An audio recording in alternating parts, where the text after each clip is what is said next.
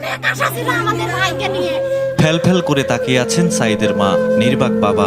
আদরের ছোট ভাইকে হারিয়ে কান্না থামাতে পারছে না সুমি। স্বজন আর গ্রামবাসীর আহাজারিতে ভারী হয়ে উঠেছে বামনপুর। সাইদের পরিবার জানায় 9 ভাই বোনের মধ্যে সাইদি টিউশনির টাকায় বিশ্ববিদ্যালয়ে পড়াশোনা চালিয়ে যাচ্ছিলেন। পীরগঞ্জের খালাসপীর দ্বিমুখী উচ্চ বিদ্যালয় থেকে গোল্ডেন জিপিএ 5 পেয়ে এসএসসি পাশ করে ভর্তি হন রংপুর সরকারি কলেজে।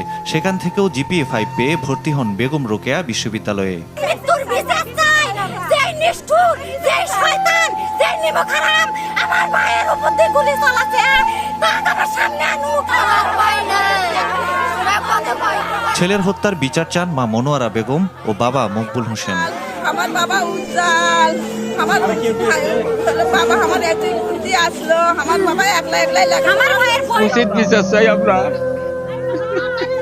ওই ছেলের মধ্যে আমি